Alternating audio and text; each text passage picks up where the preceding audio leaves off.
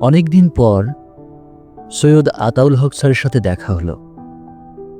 তো যাওয়ার সময় তিনি আমার হাতে একটা বই ধরিয়ে দিয়ে বললেন, পড়ে দেখো। বইটি হাতে নিয়ে দেখলাম একটা সুন্দর প্রাকৃতিক দৃশ্য, সাগরের মোহনার মতো একটা ছবি, আর সেখানে এক টুকরো আকাশ, প্রচ্ছদে লেখা রয়েছে মোহনা। শব্দটা প্রথমেই আমাকে একটু এলোমেলো করে দিল। ভাবলাম আসলে গল্পটা কেমন হবে। তো একটু ইতস্তত করে বইটা খুললাম। নামকরণের উদ্দেশ্যে স্যার যেটা লিখেছেন সেটা পড়ে আমি হতভম্ব হয়ে গেলাম। তিনি লিখেছেন, বহমান নদী সারাটা পথ এঁকে বেঁকে চলার পর মোহনাতে এসে যেমন অনন্ত সাগরে মিলিত হয়, তেমনি আমিও সারা জীবন চলার পর মোহনাতে এসে দাঁড়িয়েছি। তারপরে শুরু হবে আমার অনন্ত যাত্রা। সুতরাং মোহনা নামটি আমার কাছে সব থেকে যথাযোগ্য বলে মনে হলো, তাই এই বইয়ের নাম মোহনা।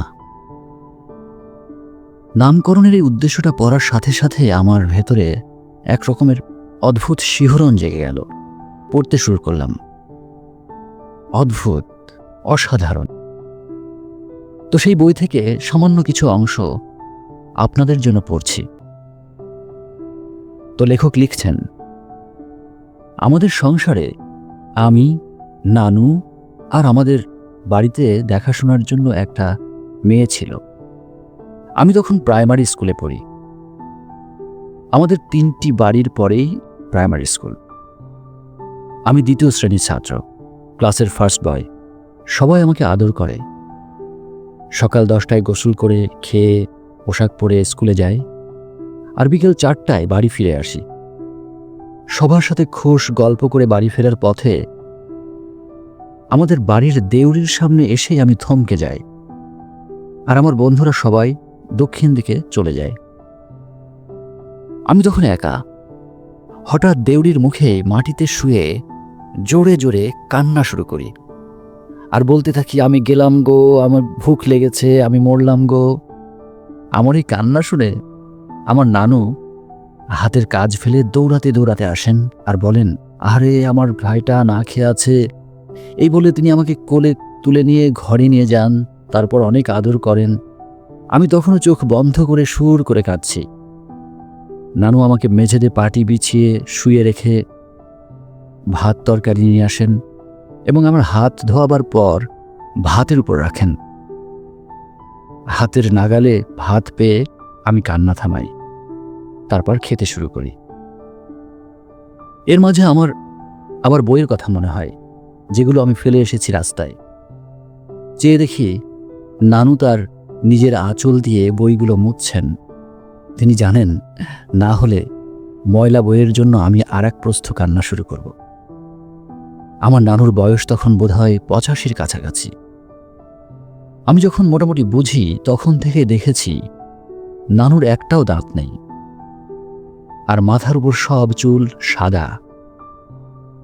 আমার জন্মের 1.5 বছর পর আমার মা টাইফয়েডে মারা গিয়েছিলেন। তখন থেকেই আমি নানুর কোলে বড় হয়েছি।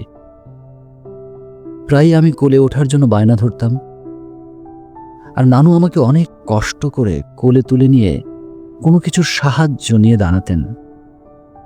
আজ এতদিন পর বুঝি নানু যে আমাকে কত আদর করতেন, কত ভালোবাসতেন, আর আমার জন্য তিনি যে কত কষ্ট করতে রাজি ছিলেন। তো এই গল্পের আরেকটা ছোট্ট অংশ বলছি।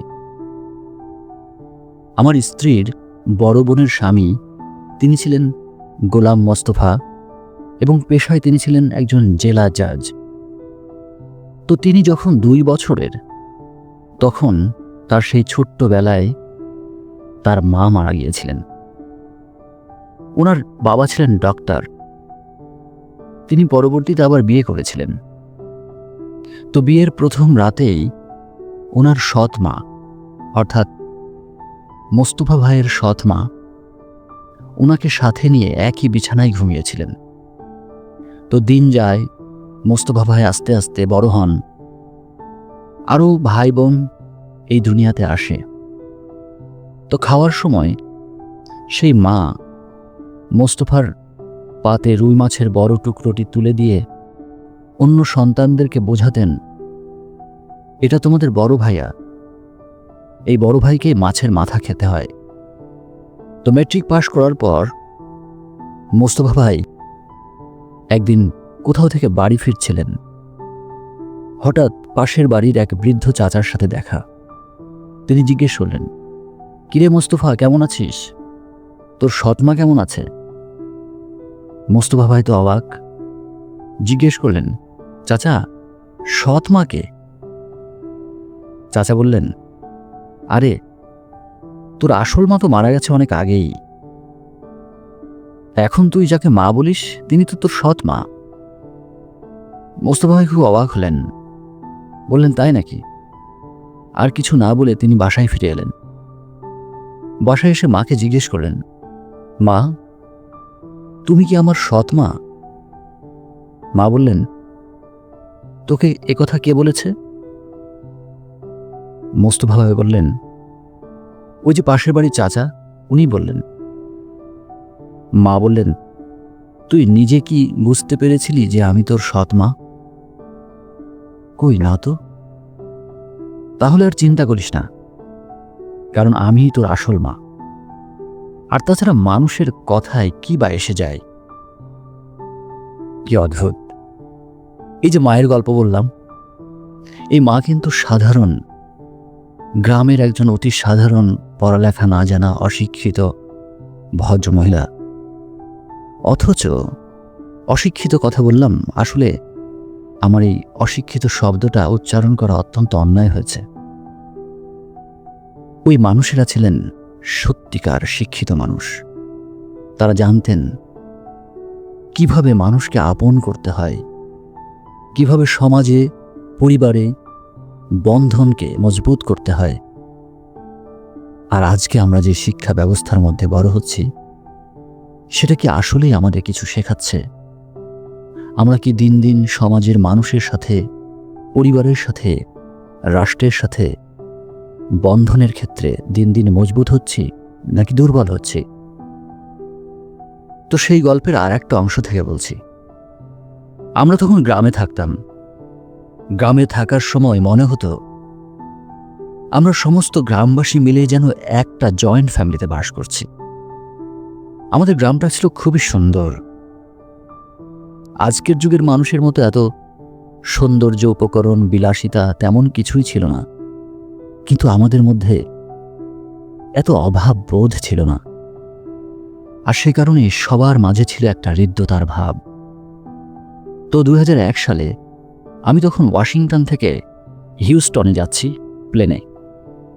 আমার পাশেই একজন মধ্যবয়সী আমেরিকান মহিলা বসে আছেন।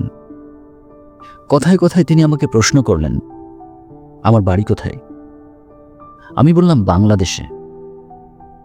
কিন্তু ভদ্রমহিলা বাংলাদেশকে চিনতে পারলেন না। তখন আমি তাকে বললাম, ওই যে ইন্ডিয়ার পূর্ব দিকে। একসময় তিনি জানতে চাইলেন আমাদের সমাজ ব্যবস্থা কেমন। আমি বললাম, আমরা জয়েন্ট ফ্যামিলিতে বাস করি। তো আমার কথা শুনে তিনি তো অবাক, বললেন, জয়েন্ট ফ্যামিলি সেটা কি? প্রশ্ন শুনে আমিও বিপদে পড়লাম। কি করে বোঝায় জয়েন্ট ফ্যামিলি বলতে, কি বোঝায়? এ কথা সবার আপনাদের জানা যে ইউরোপ আমেরিকায় কেউ জয়েন্ট ফ্যামিলিতে বাস করে না। তো আমি তাকে প্রশ্ন করলাম, আচ্ছা, আপনার বাবা মা কি জীবিত আছেন? ভদ্রমহিলা বললেন, হ্যাঁ আছেন। তো আপনারা কি একত্রে বাস করেন না আলাদা থাকেন? তিনি বললেন, না, আমি তো আলাদা থাকি, আমার নিজের মতো করে থাকি। তো আপনি কি কোনোদিন আপনার পিতার কাছে কোনো প্রয়োজনে কোনো রকম টাকা পয়সা চেয়েছেন? ভদ্রমহিলা বললেন, হ্যাঁ চেয়েছি। তো উনি কি দিয়েছিলেন আপনাকে টাকা? এবার ইতস্তত করে ভদ্রমহিলা বললেন, না, দেননি। বাবা বলেছেন, এটা তোমার নিজের সমস্যা, তুমি নিজেই এটাকে মিটিয়ে নাও। তখন আমি ভদ্রমহিলাকে বললাম, দেখুন, আমারও একটা মেয়ে আছে। আমার মেয়ের বিয়ের পর আমার মেয়ে যদি আমার কাছে কোনো টাকা পয়সা চায়, আমার কাছে টাকা থাকলে আমি সঙ্গে সঙ্গেই তা দিয়ে দেব। আর যদি না থাকে তাহলে অন্যদের কাছ থেকে লোন করে এনে হলেও আমি আমার মেয়েকে সেই টাকাটা দেব। আর কখনোই আমি আমার মেয়ের কাছে টাকাটা ফেরত চাইব না। ভদ্রমহিলা খুব অবাক হলেন, বললেন, বলো কি, অদ্ভুত ব্যাপার। আমি বললাম, হ্যাঁ, এটাই হচ্ছে জয়েন্ট ফ্যামিলির থিম। এবার আমি তাকে প্রশ্ন করলাম, তো আপনি কোথায় যাচ্ছেন? শিকাগোতে, আমার বোনের কাছে। আর কতদিন থাকবেন? তো প্রায় 7 দিন।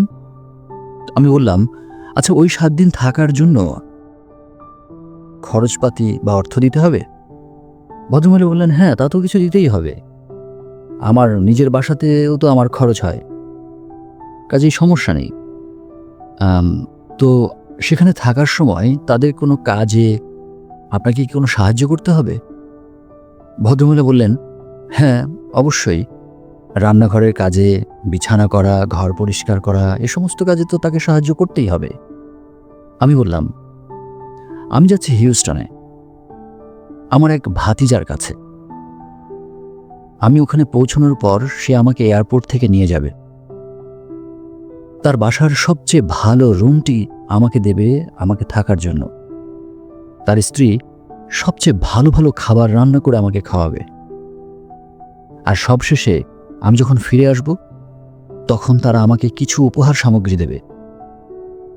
কিন্তু তারা এর বদলে আমার হাসি মাখা মুখ ছাড়া আর কিছুই আশা করবে না। তারা আমার কাছে কোনো অর্থ, কোনো কিছু সাহায্য, কোনো কিছুই চাইবে না। এটাই আমাদের সম্পর্ক, এটাই জয়েন্ট ফ্যামিলির থিম। প্রিয় শ্রোতা, এই যে বইটির কথা বললাম, এই বইটিতে সৈয়দ আতাউল হক তার জীবনের গভীর তাৎপর্যগুলো তুলে ধরেছেন। সম্ভব হলে বইটি সংগ্রহ করে আপনিও পড়তে পারেন।